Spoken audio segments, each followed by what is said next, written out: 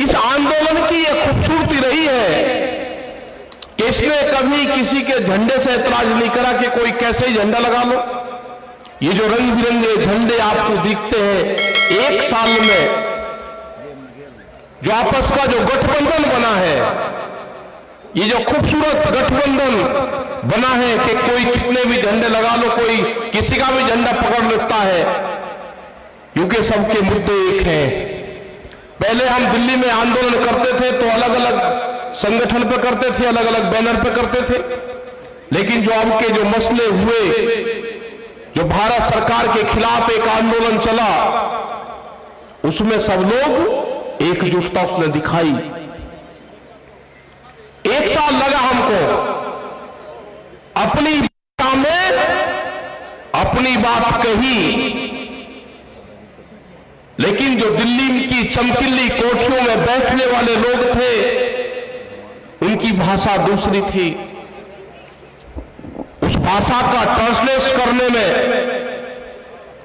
उनको समझाने में जो कुछ लोग थे, वे जो आते थे बातचीत करने,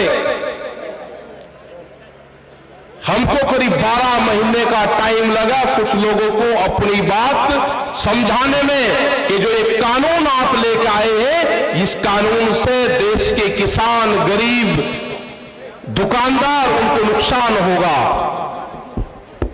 उनकी भाषा जब सर्वे करे तो उनकी जो समझ है, वो एक साल बाद में समझे कि इन कानूनों से नुकसान है। वे कानून उन्होंने वापसी लेने की घोषणा की,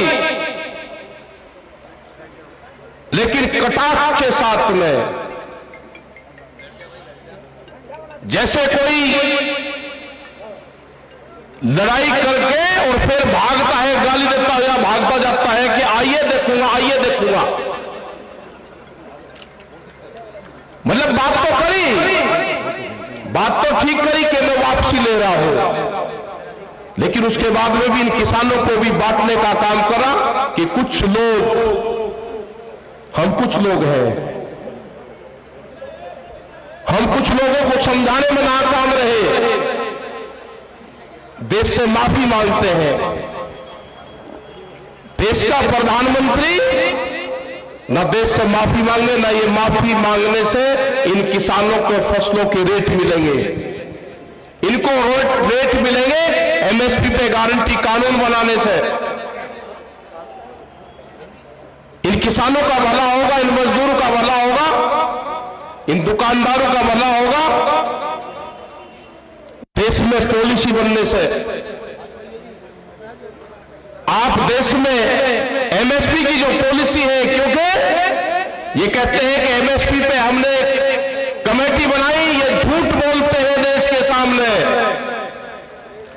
2011 में जब ये नरेंद्र मोदी जब मुख्यमंत्री गुजरात के होते थे, एक फाइनेंशियल कमेटी बनी थी, उसके ये हेड थे, कई मुख्यमंत्रियों की वो कमेटी थी, और भारत सरकार ने उन मुख्यमंत्रियों को ये कहा था कि एमएसपी पे क्या करना चाहिए वो आप बताओ।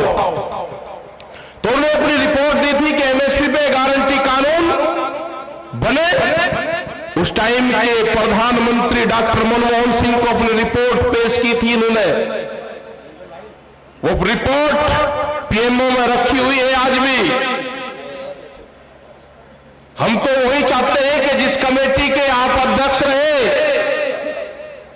उस कमेटी बनी हुई है, अब दूसरी कमेटी बनाने की देश को जरूरत नहीं है, और ना देश के पास में इतना टाइम है। अब आप स्पष्ट जवाब दो, आप अपनी ही बनाई हुई एमएसपी की कमेटी को जो प्रस्ताव है उसको आप लागू करते हो या नहीं करते हो? देश के सामने स्पष्ट जवाब देश के प्रधानमंत्री को देना होगा।